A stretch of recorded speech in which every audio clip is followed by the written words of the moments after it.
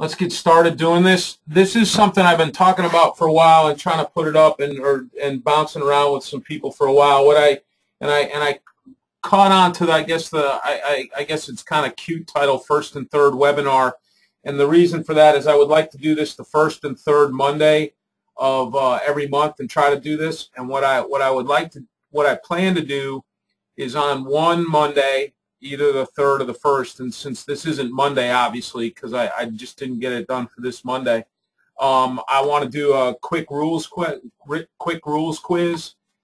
maybe three. I got 4 questions today, just in case. I think we'll get through 3. I want to keep it to a half an hour, and then on the other Thursdays, either talk about a situation somebody had or something you like to know, like Matthew Pierman. I got him.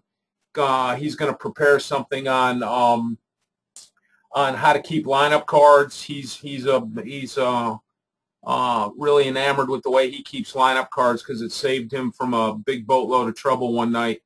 So we'll do something like that, or maybe if you have a play. I'm hoping to get a guest webinar, guest presenter. I've talked to Troy Fullwood about coming in and talking to something, and I believe the guys from Northern Virginia are going to have what I believe is going to be an up and down guy going to talk about plays at the plate, and maybe we'll make that available, and we'll try to do that. But I want to try to do these a couple times a month on Mondays, largely because most people aren't playing baseball on Monday nights, and do these maybe 8:30, something like this. So, you know, when we're done, if you shoot me an email or something about the time and things like that, or if you got something we want to talk about, we can do that.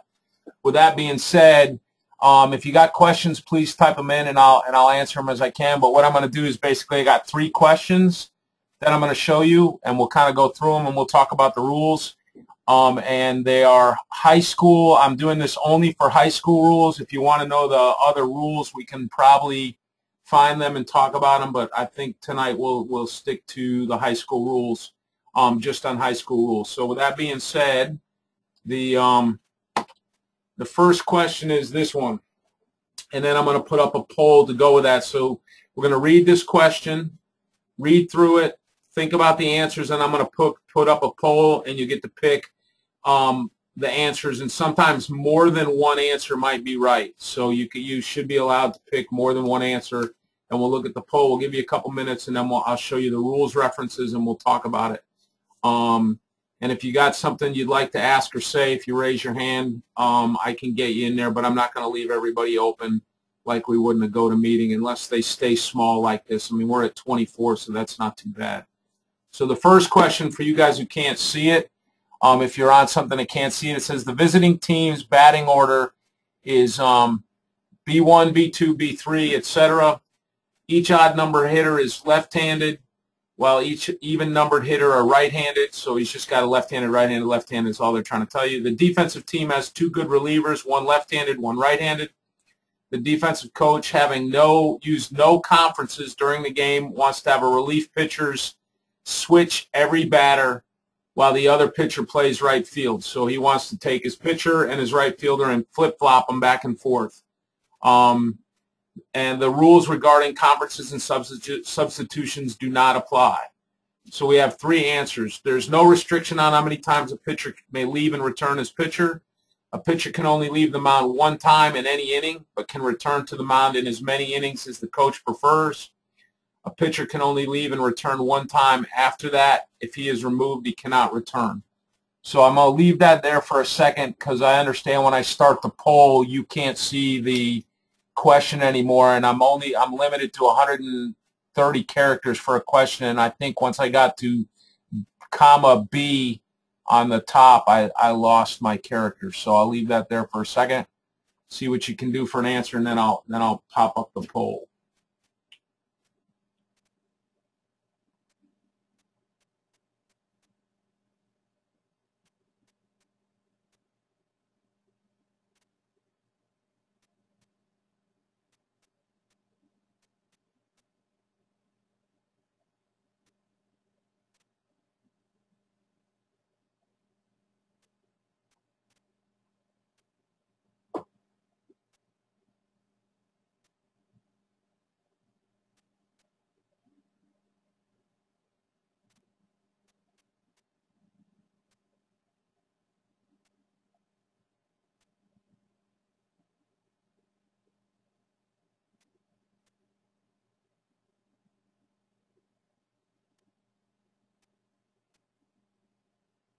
Anybody need any more time? We good? You ready to see the answer, to pick your answers? Anybody need more time?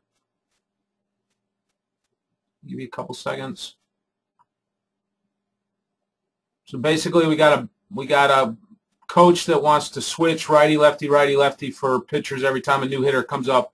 Right fielder and center fielder, or right fielder and the pitcher, switching back and forth every time. So here is the poll, and I'll give you a minute or two to pick that. And now you guys should be looking at the poll if I'm right.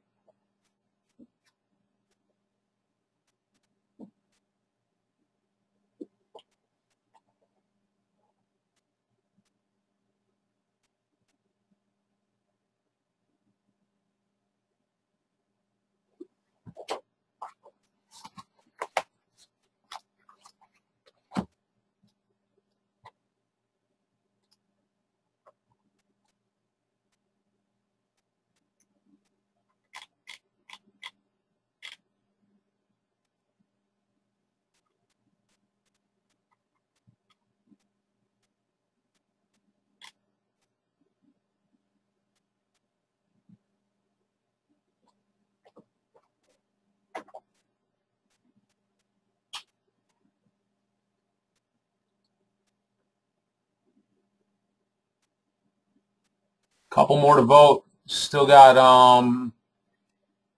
let's see, 88% of 24. That means 2 people. We got 1 more to vote.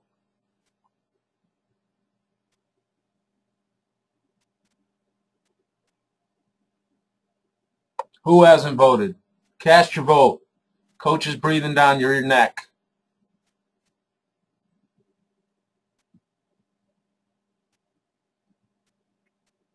Going once. Going twice. All right, I'm going to close the poll.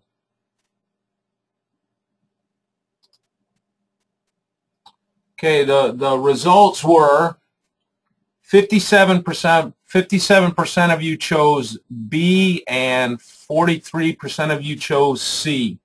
So this is pretty much a straight up, what does the rule say?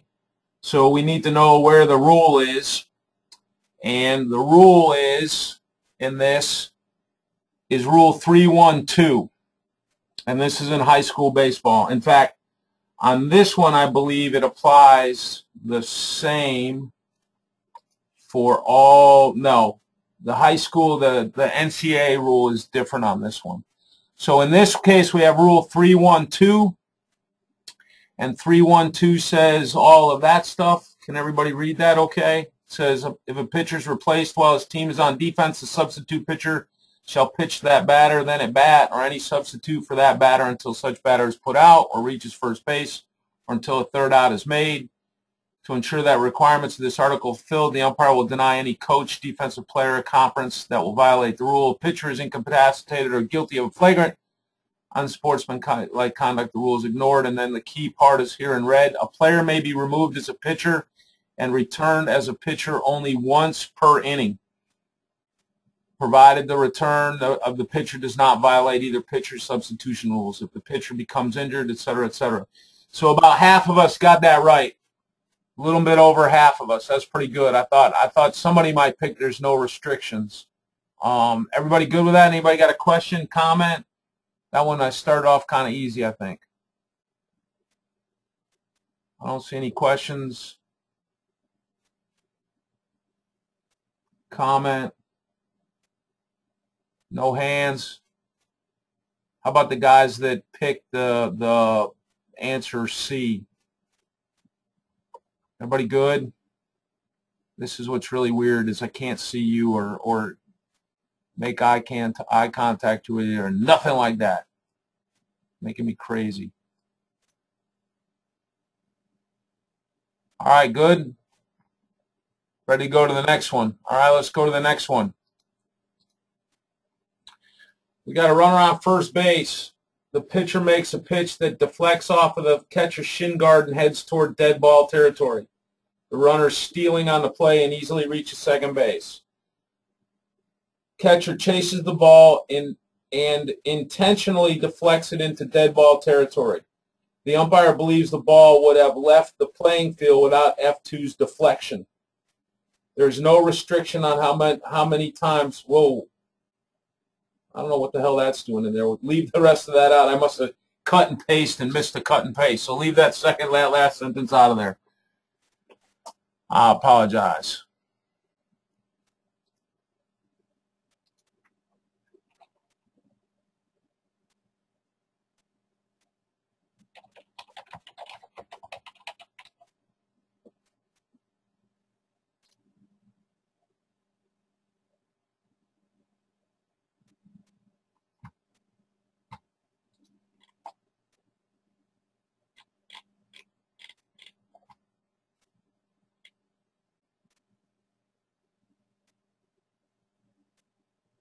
So what we got is, again, a runner on first. Pitcher throws a pitch, bounces off the shin guard, heads toward dead ball territory, dugout, whatever. The runner was stealing. Catcher chases the ball, intentionally deflects it into dead ball territory. And the umpire believes the ball would have left the playing field without the deflection. And we could actually, if we want, we could change this and say unintentional as well, and we could go in both directions. Everybody good? Want to see the poll?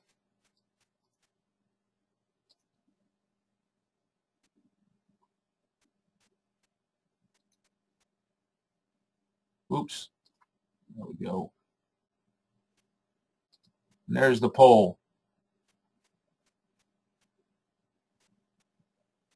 Oh, I love watching how the vote moves back and forth.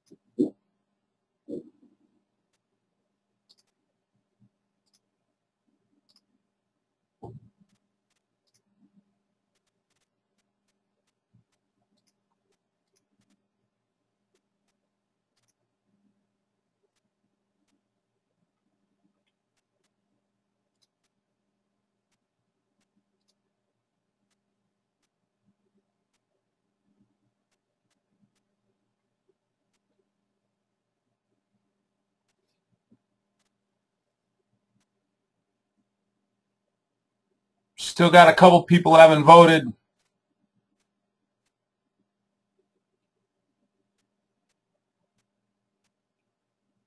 It's a tough one. Again, what we got, if you're looking at the answers, we want to know R1 is on first. There's a pitch. R1 stealing. The ball deflects off the shin guards, headed toward the dugout. The catcher intentionally deflects the ball into dead ball territory. What do we do with the runner? And you can see your choices. Do we put him at second? Do we put him at third? Do we score him?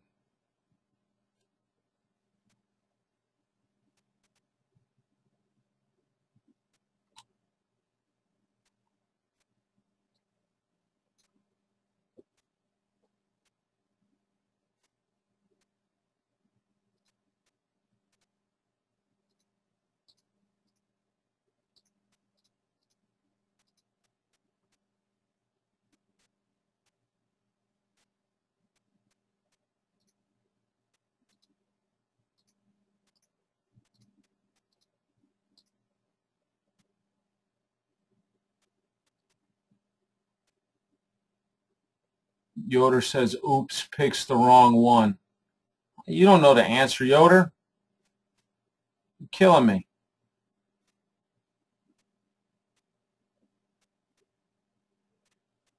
All right. I think that's everybody. 96%. There's, I guess, one person's not voting. Maybe I'm the one that's not voting. I don't know.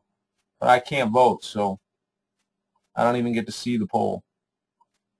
Everybody good? Going once, twice.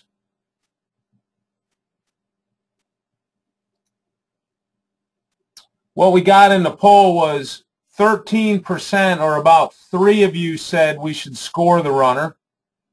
Nah, there's no video, Tommy. These are just questions. Maybe I get video the next time. I've stopped presenting. What does that mean? Oh, shit. There we go. Wait a minute. Can you see now? Am I presenting again, Tom? Okay, that's what you meant by no video. Sorry, guys. All right. So I had about 3 of you tell me we should score them.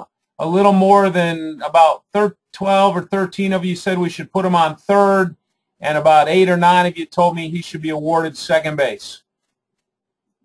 That's quite the number of varying answers. So let's find out what the answer really is.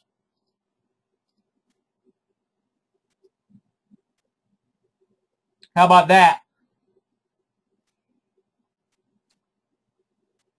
We're looking at case play 8.3.3, 8.3.3K, play C.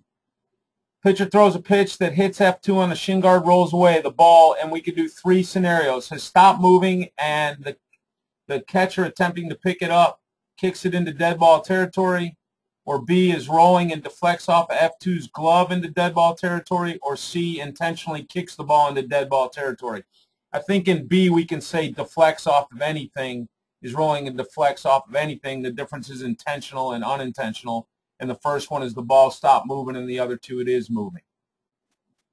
So it says if in our case, the one where he intentionally kicks it, the umpire judges the pitch would have gone into the dead ball territory without the kick, 1 base is awarded from the time of the pitch. If the kick is judged to have caused the ball to go into dead ball territory, 2 bases are awarded from the time of the throw kick.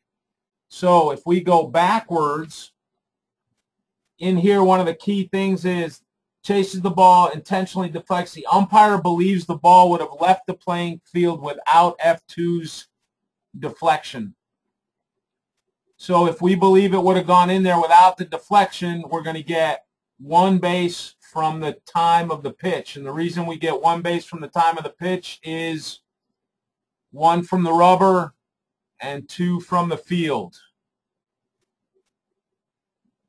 So Yoder, you think you picked the wrong one? You did. Or maybe you didn't.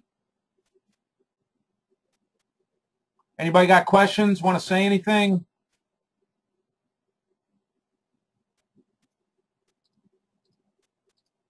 This is like sitting in a room talking to myself. I love to listen to myself talk.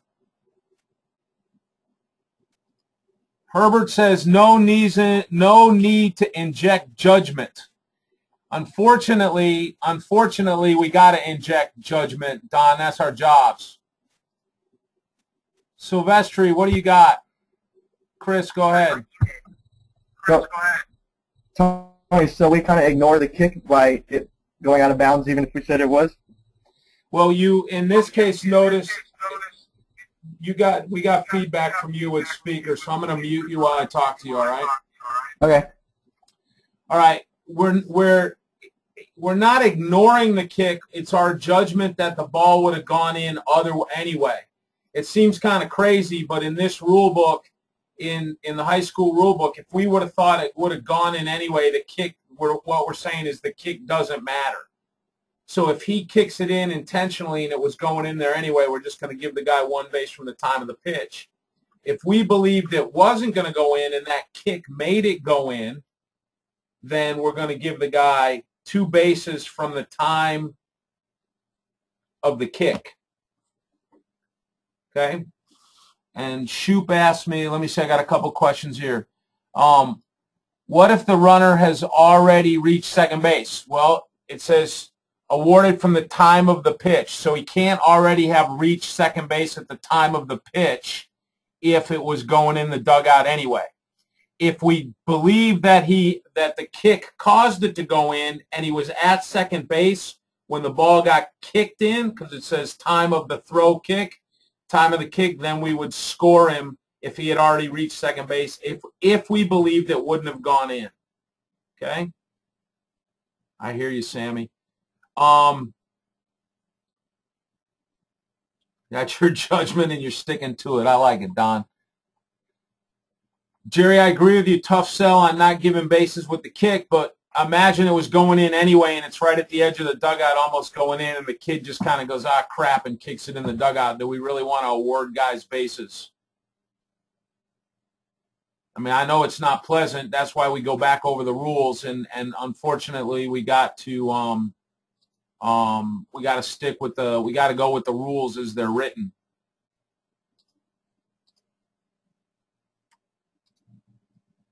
Everybody good? Anybody got any other ones? All right, I think we got time for one more question.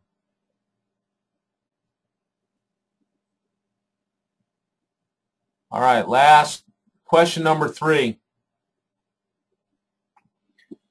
The home team's batting order is Abel, Baker, Charles, Daniel, Edward, George, Hooker, Irwin. Charles is due up, but Daniel bats in his place. Daniel makes the third out of the inning. In between innings, after all fielders have left the field and the home team is warming up on defense, the batting out of order is discovered by the visiting team's head coach. The appeal's legal. The appeal's late. Charles leads off the next inning. Daniel leads off the next inning. Edward leads off the next inning. So in this one, we can pick a couple. Again, what we got is Abel, Baker, Charles, Daniel, Edward, George, Hooker, Irwin. Charles is due up. Daniel's bats in his place. Daniel makes the third out of the inning. He leaves the field, makes the third out. All the fielders leave the field. The other team is on. The coach wants to appeal a batting out of order. So basically, it's a two-part question. Either the appeal is legal or it's too late, and then you get to tell me who leads off, Charles, Daniel, or Edward. Anybody got questions about what's going on there?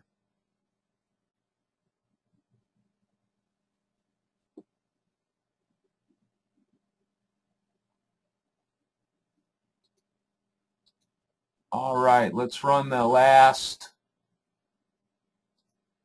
one, and you can pick 2. Again, while you're looking at the answers, Charles is due up. Daniel bats in his place. Daniel makes the third out. The team leaves the field. The other team's warming up. Now the coach of the team warming up wants to appeal a batting out of order, and we need the answers. So there'll be a bunch of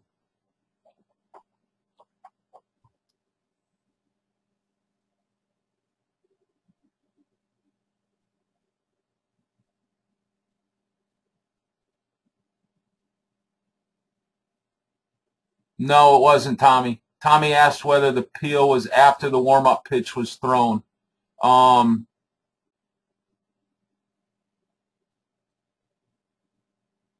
If it doesn't say, well, I don't know, and I don't know that it matters. I'll let you pick. I'll let you pick whichever one you think, and then we can go the other way on the other one. How about that?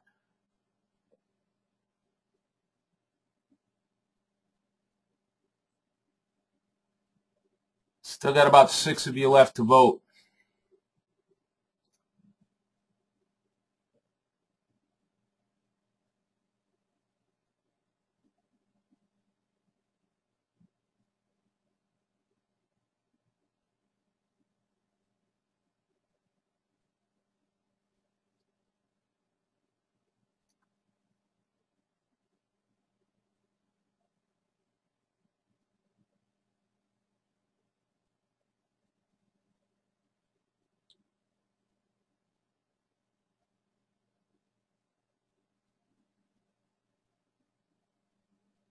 Everybody good? Anybody need more time?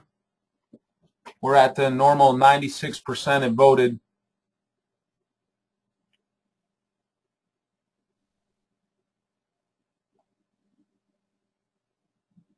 Going once, twice. We'll close that. The interesting thing is, and I thought it might line up with people who would pick A and D, and people who pick B and E. And I'll give you credit for this, or maybe not. Nobody thought Charles should lead off the next inning.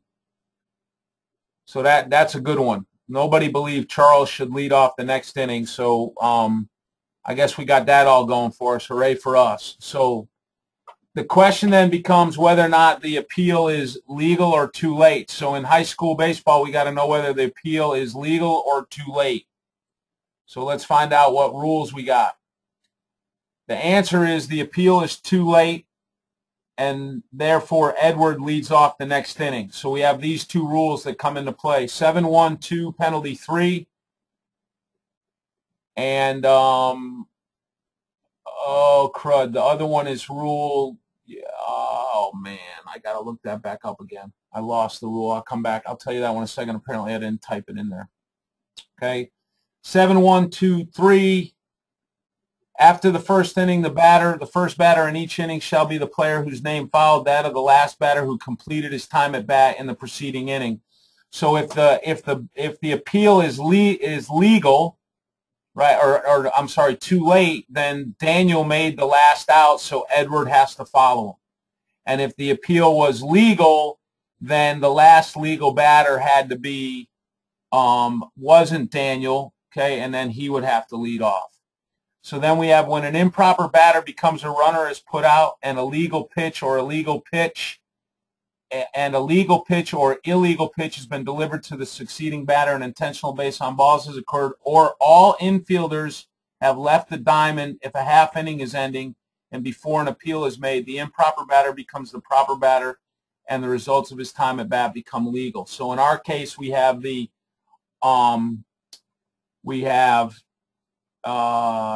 this part of the rule right here. Right? All infielders left the diamond. I forgot to change the color of it. Left at the end of the half inning. So since all the infielders have left the half inning, then the appeal becomes too late. And I want to say that's rule 5-2. I can't remember off the top of my head. Let me see if I can find that real quick.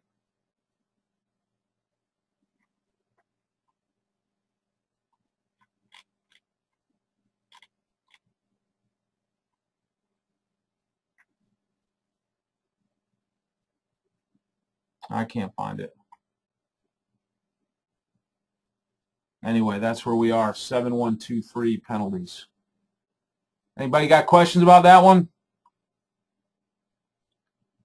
That takes us right to about a half an hour. Go ahead, Al. Got it right. Yay for you. All right. I got one more if you want. I got a bizarre one, but I don't have a poll for it if you want to stick around. Otherwise, I said a half an hour, and boy, oh boy, I was right there at a half hour. We started about 8:05, 8:04, and it's about 8:33. So go for it. Go for it. Anybody else? Go for it. Do I have any more? Go for it. I should have a little poll. Go for it. Don't go for it. Go for it. Second. Go for it. All right. All right. Everybody's in. I like it. You're making me feel like I actually did something today. All right. Here we go. Except Sam. Sam Rock says, go to hell. I'm leaving. That's not nice, Sam. No, I'm just kidding. All right. Here we go. Last one. Although we don't need that highlight there anymore. No, go away. I don't know how to get rid of the highlight. We'll worry about that later. All right, we got a runner on first. The runner stealing on the pitch. The batter runner hits a fly ball to the right center field gap. The runner is a few feet from second base when he stops and begins to return to first, thinking the ball would be caught. As the batter runner rounds first base, the first baseman is standing 5 feet from the base, watching his outfield teammates converge on the ball. The batter runner rounds first base and must slow up and alter his route towards second base because the first baseman is standing directly in his path. The batter runner then passes R1 as the fly ball hits the ground. Batter runner stops and retreats as R1 goes to second. Day game or night game, right, Yoder?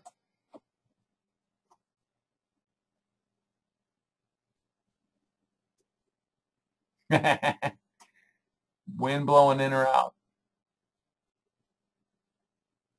Turf. Okay. Home whites or special? Anybody want to weigh in on the, let me get rid of the, whoa, check. Sorry, guys. There we go. I thought it was.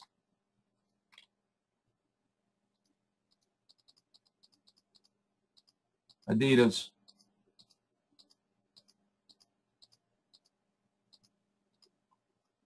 Anybody got any ideas? Feel free to type what you think the answers are. And obviously, we're probably going to get more than one. I got a B, C, and an H from somebody.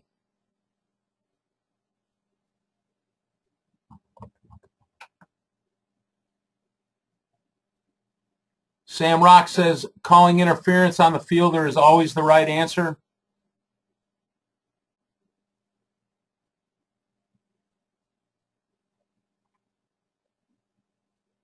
I got a D, E, H. I got a B, D, E, G.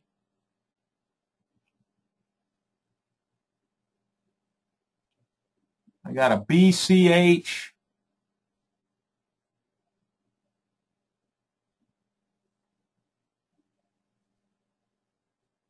I got a D and an unsure. I've had a passing the runner. In fact, I've seen 2 home runs in college games, bases loaded grand slams where the batter runner passed the runner at first on fly balls to right field. Happened in 2 places.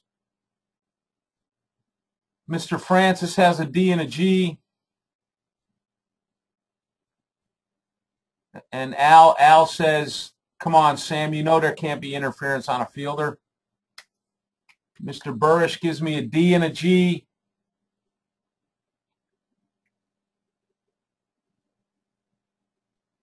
That's the point. It was a joke. Yes, Sam, we know. Al goes B, C, Z. I like that. I don't think Z was a choice. Does that mean punt, Al? Does that mean hope your partner knows the rule? Circle the wagons. They're going to burn the ballpark down on this one.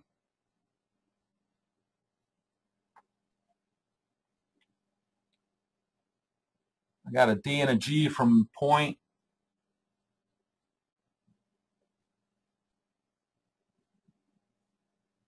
Anybody else want to weigh in? Al can sell it. I'm sure you can, Al.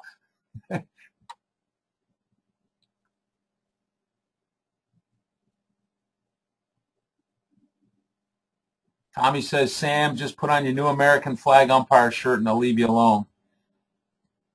I got a D and a G. Silvestri, are you going to stand there all day and hope your partner knows the answer or what? There we go.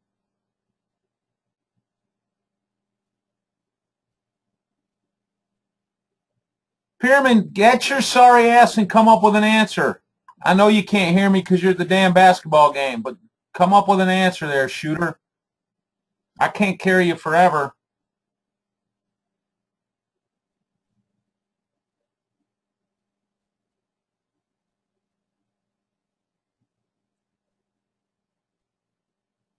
Oh, Patrick, you had your hand up. Did you want your hand up?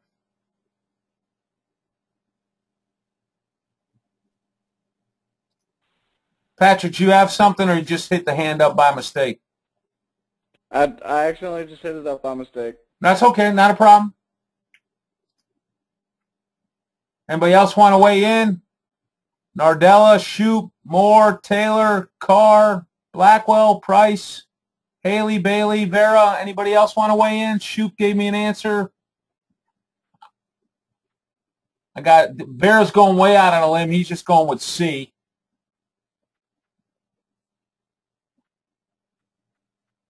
I'll give you another second or two to jump in if you want to jump in. It's no fun if you don't play. I know it is. You can say, oh, that's what I had all along.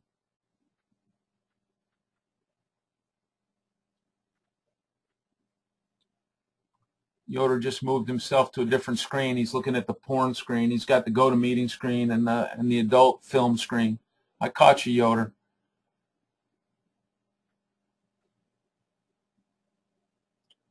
All right, couple more seconds. Anybody else wants to weigh in?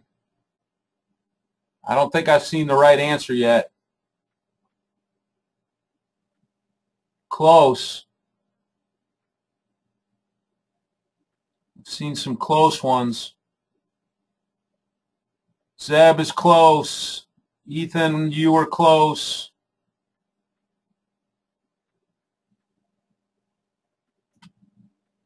Yeah, partial credit. Take that to the bank, Jerry, when they're circling the wagons and you're burning down the ballpark. All right, going once. Going twice. Yeah, I know you were looking at a different screen, Yoda. That's what I said. I said you were looking at your adult film screen instead of this screen. I get it. Nardella comes in late. Good man. Joe, you might be right. I don't remember what you put up there before. Joe says he needs to add a letter to make his right. Says D. Oh, I'm not saying that, Skip. That's between you and him. That's hateful. All right. So let's think about this play. All right. Almost all of you, I think almost all of you got the delayed dead ball, right? So what we got, if you think about it, is we got the ball hit out in outfield. The runner's running. He goes. He stops. He heads back. The batter runner is going around the base, right? The batter runner is going around the base to catch the ball, to touch first while they're trying to catch the ball. So we know in the high school rule book that, and in any rule book, obstruction when there's a fly ball is not obstruction of a runner being played on. Okay, so in any rule book, if there's a fly ball and we have obstruction of that runner, he's not being played upon. So the ball is alive and in play or delayed dead regardless of the rule. So we have obstruction on a runner where he's not being played on. Okay? He's rounding the base, and he gets 5 feet watching the field, and now he's got to slow up, and the runner's coming back towards first because he believes the ball's going to be caught. And the batter runner stops, and the batter runner then passes R1. And by the way, it doesn't matter which guy goes which way. If the batter runner was standing still and R1 ran back to first, the batter runner is still past R1. So it's illegal to pass runners. Now, if you're thinking that in an obstruction, past runners don't matter, you're right. If he had obstructed R1 and the batter runner passed R1 because R1 was obstructed, then the passing would be off. But since it wasn't R1 that got obstructed, there can still be passing. Okay, we can still have passing. So we definitely have passing the runner still. So if the ball is delayed dead and we have passing the runner, what do we do when we get a runner gets passed? Who gets out? Somebody tell me who gets out.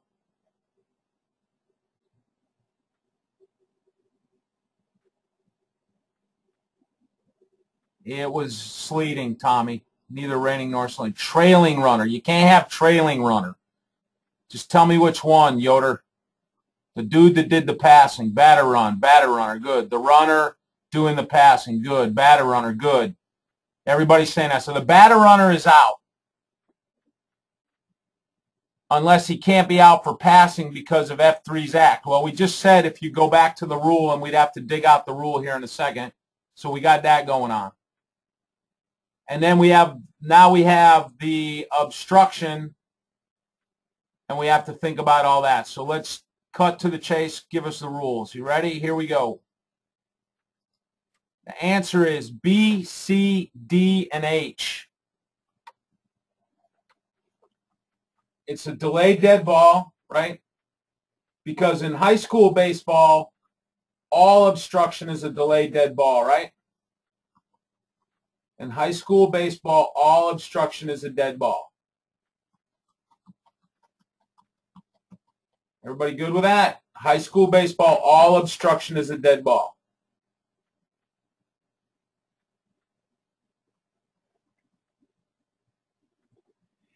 Then 832 again, pardon the highlight. I don't know how to get rid of that right now. Okay? I don't know how to get rid of that right now. When a runner is obstructed while advancing or returning to a base, the umpire shall award the obstructed runner a minimum of one base beyond his position on base when the obstruction occurs. The umpire shall award the obstructed runner and each other runners and additional runners the bases would nullify the obstruction. So it sounds like that we should award the batter runner a base. Then why don't we? Anybody know? We talked about this, I think, last week when we talked about obstruction interference and the new umpire training.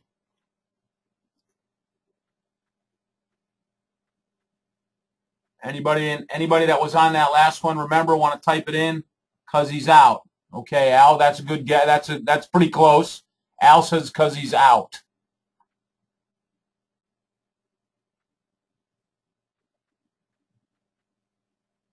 Joe says because of passing. Not because of the passing. Remember, we had this last week. I'm going to try to find it real quick in the obstruction rule. God bless computers and the ability to search rule books on Arbiter.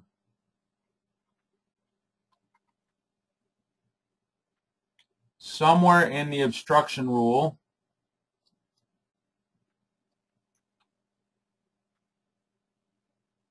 it says, and I hope I can find it, that if the obstruct on a fly ball is the only time, on a fly ball, when the batter runner hits a pop-up or a fly ball, then the obstruction isn't an automatic award.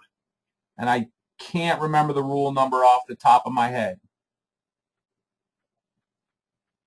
So we ignore the obstruction, and I'll try to find that rule number. I should have looked that one up, and I forgot. I apologize.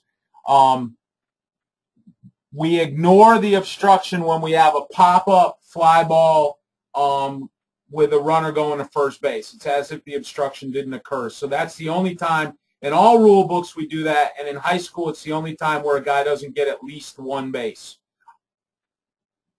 Okay?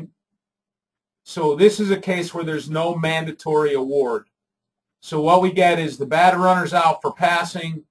We call obstruction on F3, but there's no mandatory award because there was a fly ball at the time of the obstruction. All right? Anybody got questions about that one? That's a pretty good one. I thought I would, if we had time, I'd hit that one, but we did. So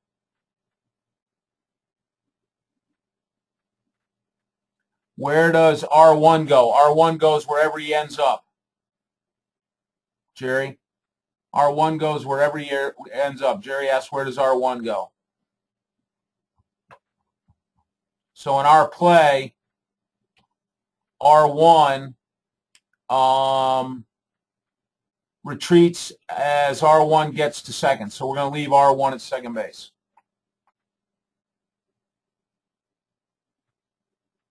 Good? Anybody else got anything? I'll try to find that rule for you. I'll look it up as soon as we get done here, and if you guys remind me, I'll try to make sure we get that. We talked about that last week, and I can't. He gets second, Al, because it says here, right here on the end, retreats as R1 gets to second. So since he gets to second, we're going to leave him there. You said he never got there. He says retreats as R1 gets to second. But he would go wherever he got, Al. It wouldn't matter on this one because we have that weird. That's the only. In high school baseball, that's the only obstruction that doesn't get awarded. Everybody good? We went longer than I said we would, but you guys asked for it. So I hope you guys thought this was a good idea. I appreciate you coming out, and we'll try to do this every first and third world. I don't know. I've seen it enough. I think when you add the obstruction, I'll give you second world anyway, Al.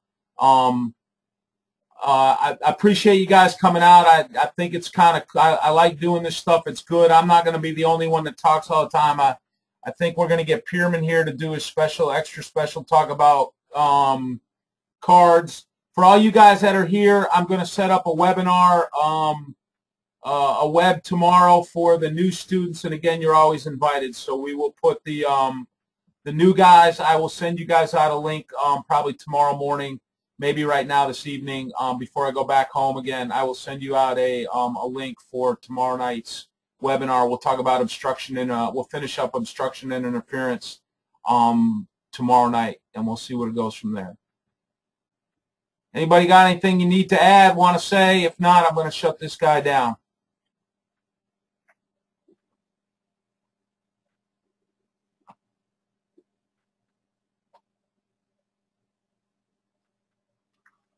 Going once, twice.